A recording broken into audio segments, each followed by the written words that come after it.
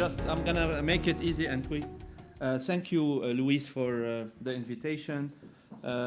So this is Dr. Campo, who's a cardiologist, and it was the first paper published of a transradial approach for coronarography for stenting coronaries and doing cardiac procedures. And if we look at the cardiology literature, and every time the cardiologists have a trial, it's easy for them to enroll. I mean, they enroll thousands of patients, not like in our diseases. And if you look at it, I mean, both Europe and Japan, the rate of TRA in cardiology exceeds 80%, but still in the US, it's still less than 40%.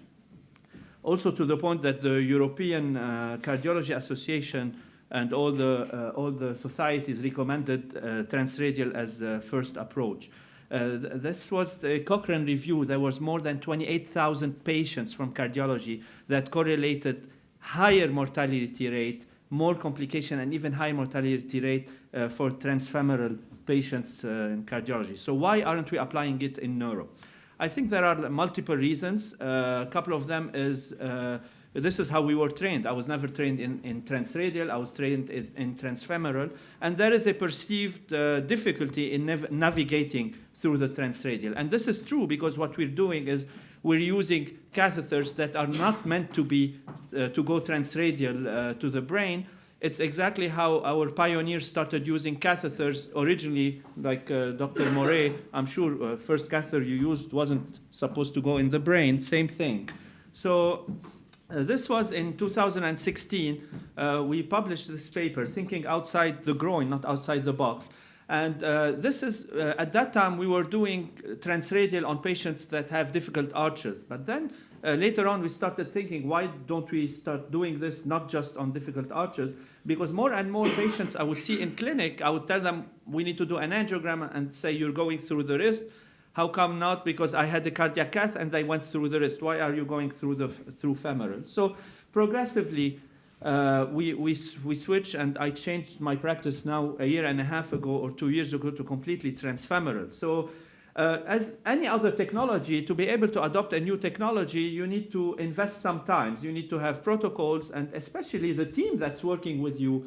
It's not going to go autopilot. You need to teach the team. You need to have protocols. And at the beginning, there's going to be some struggle to be able to switch gears. And I think you need at least 50 to 100 transradial procedures to be able to feel comfortable in the transradial approach. And you need to commit. You can't say, like, I'm going to do it just in difficult arches or in difficult femoral access. You need to commit to a consecutive 50 to 100 to be able to figure out the nuts and the bolts. At the beginning, the techs, the fellows, the INR, everyone will hate you, and because they are not used to that. It's more work for them. But the PACU nurses and the NICU nurses will love you. As you know, the PACU nurses and outpatient angiograms, they need to discharge those patients quickly. One question, like what Ishil asked, when someone was complaining at the beginning, I would ask them, if I'm doing an angiogram on you, my techs, my nurses, would you want me to go femoral or radial? It's like, okay, radial. So we need to figure out multiple things to be able to go to that. But I'm going to show you one of my texts. What was, oh, can we have sound? No sound. Is she cussing? Oh yeah, she's like, I hate radial, I don't like radial, anyway, we don't have sound. So it goes as simple as positioning at the beginning, because as you know, it has the reputation of being messy, and the catheters are going from the wrist, and then it's messy and the blood is on the ground. But if you do simple things, like we figured out those things. When we first started, the hand would be like this, and then you would have a bridge of catheters and the blood would be on the ground. So you need to build up a platform, and you build up a platform, and you'll have your radial next to your two femoral, and you'll have a platform when you'll be able to work. Catheters to use, first of all, as soon as we put the catheter, we give a cocktail at 3 milligrams of cardine, 200 milligrams of nitro, and 2,000 units of heparin in the catheter. Then my catheter of choice is the SIM2, the Penumbra. Not the Terumo, because the Terumo is only 100 centimeter, and whenever I'm putting the SIM2 inside a bigger guide catheter to go and do a procedure, the 100 is too short. The Cook old SIM2 also is too stiff, so the Penumbra is the best. Sometimes SIM3 to catheterize the left vert from the right side.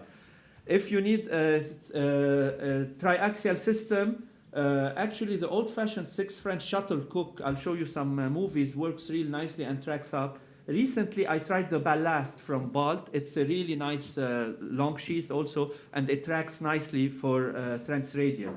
But the rest of the cases, the majority of the cases, all we need is a regular 6 French sheath and either a Sophia or a Navion or a Benchmark. Those are the catheters that we're using. They are catheters that are smaller.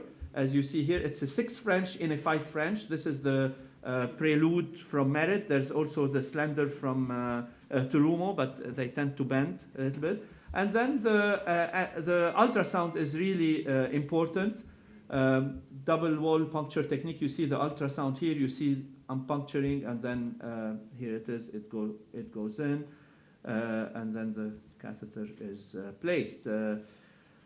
This is the snuff box. That's demonstrating the inflation technique. So this is the bend for the snuff box approach.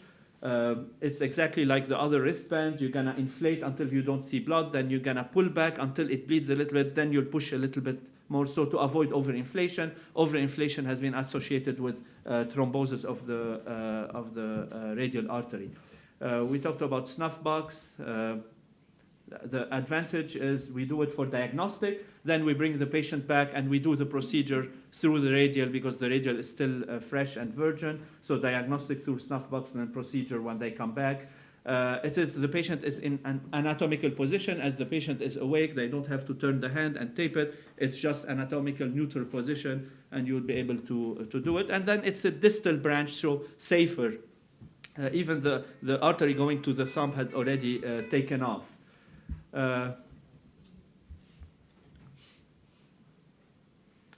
This is demonstrating a left-sided approach. When we go left-sided approach, always we would bounce the wire on the aortic valve. Anatomically, it goes in, it bounces up, and this is how we shape the SIM. When we go from the right side, it's different.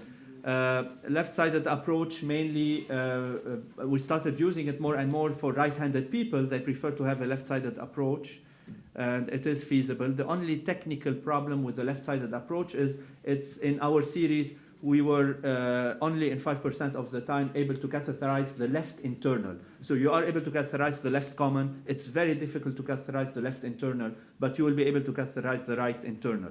And obviously the vert, if you're going only left vert is your target, left-sided approach is a good approach. SIM2, we talked about shaping the SIM2 from the right side. You can shape it in the descending aorta, or you can shape it in the ascending aorta. You can do both, and as you see here, it's going to the left vert, reshaping, going to the right.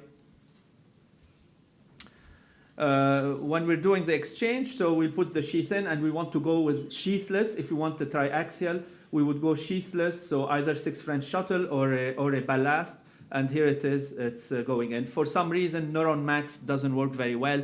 It doesn't slide in nicely, and it causes a lot of spasm, so I don't like the Neuron Max. I was using it at the beginning, but not anymore. Radial band sheath, I showed you this. So this is a case of a transradial approach for a pulse rider. You see it here. Again, even if you need cases that need support, you're able to bring your support all the way up. A surpass, you know, everything. The web device, snuff box. This is a web device that was done through the snuff box. We also published it as a technical note.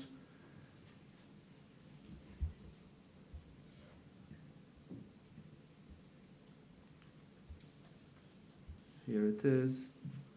We're shaping the SIM2, which is inside the shuttle, and then the shuttle will slide in on top of the SIM2, and then here is the web.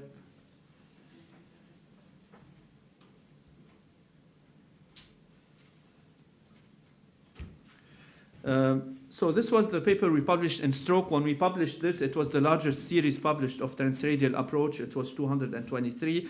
But what we did, we looked at different things. But the major thing in this paper is we looked at patients that had a previous transfemoral procedure, and then after that they had a transradial approach. And we looked at the satisfaction of the patients. And we sent them, we asked them this questionnaire. And if you look here, so all of them said radial less painful, the procedure was less painful, the recovery was shorter, and the radial, they would prefer to have their next procedure as radial. The mean stay of those patients were 5.5 hours after an angiogram for transfemoral and 1.5 hours only transradial. Then we looked at our series of flow diverter through transradial. It's also, as I said, feasible even if you need, a lot of support. This is a CC fistula from a ruptured large cavernous aneurysm. We went right transradial. We coiled the aneurysm and then we placed the flow diverter. So we jailed, that's the flow diverter. And then we were able to do it through the transradial approach.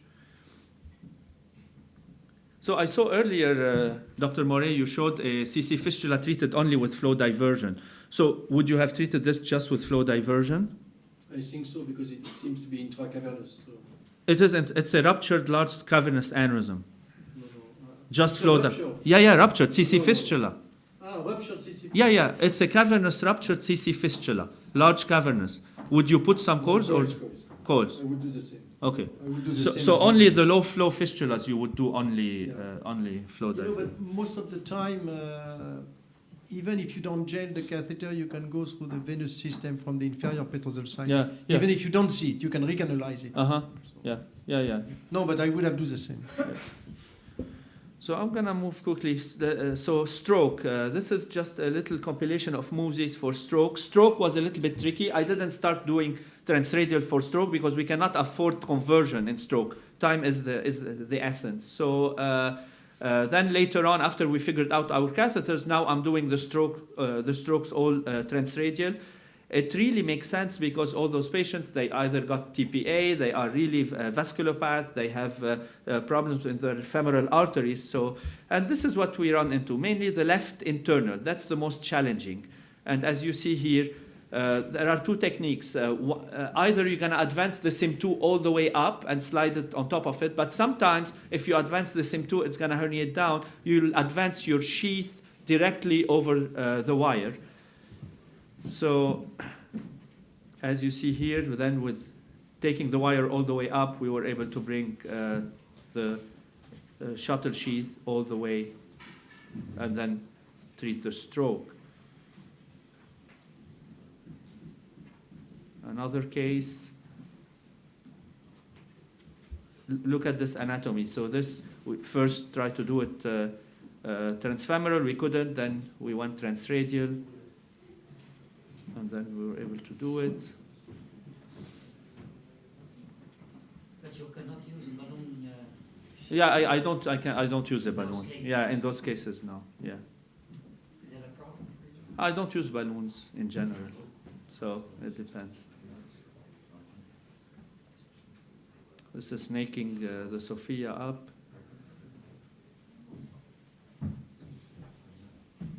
And then we published our series of strokes treated. Everything was similar. This is the ballast.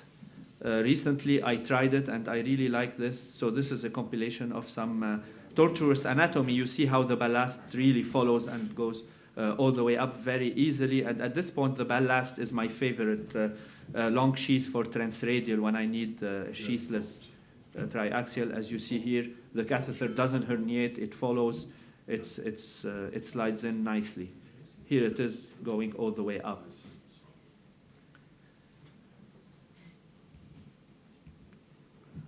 So as I said earlier, I wouldn't recommend to start with stroke, just transition progressively, and it's very important. It makes sense in stroke because all what we talked about. We also published our series of intra-arterial angiograms. So when we clip aneurysms, we still do intra-arterial angiograms. Also, transradial intra-arterial angiograms really are a game changer. It's more ergonomic for the room. This is how we stand, and it's also really good. So Dr. Gobin is here, IACs, transradial. I've been doing IACs transradial. The smallest I've done was 3 years old. This is a 10-year-old patient. Oops. So here it is with a SIM, with a 4 French SIM and a 4 French sheath. Okay.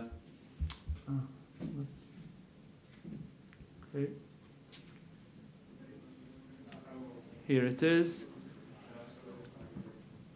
And here's the microcatheter. And I've done on 3-year-old where I went with the marathon all the way up without anything with the introducer of the sheath. I have it also here. So this is the baby. I use the introducer of the micropuncture kit, and this is a marathon going from the radial all the way up.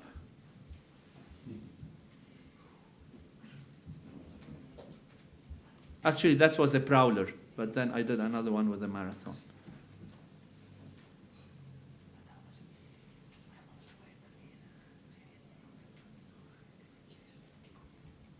And really, it makes sense. This baby, I just did him. They used to keep them 6 hours sedated, not to bend the knee, and the baby is like walking home. Those are 2 babies pushing each other. Those are babies at the Ronald McDonald House. They come from out of town, and they are all marked. The eyes are marked, and they are playing together with retinoblastoma. AVM embos, same thing. I think I'm gonna finish. Okay, that's too bad. I wanted to show you many other things, but No, I mean, this afternoon, if you want, after lunch. okay. Huh? I'm gonna just show you this. So recently, I've been doing transradial angiogram with the Corendus robot. So that's the Corendus robot, and I'm actually shaping the SIM2 catheter in the arch and then catheterizing the vessels proximally. It doesn't take an 035 wire. That's why I cannot catheterize totally with the robot, the internal, but I can do commons and vertebral arteries with the SIM2. Joystick. Mm-hmm. Joystick. Yeah, it's like video games. Now my kids, that I always yell at them not to do video games, they are making fun of me. Like, see, let us play video games because that's what you're doing when you go to the hospital. So same thing here. All right, we're gonna stop here.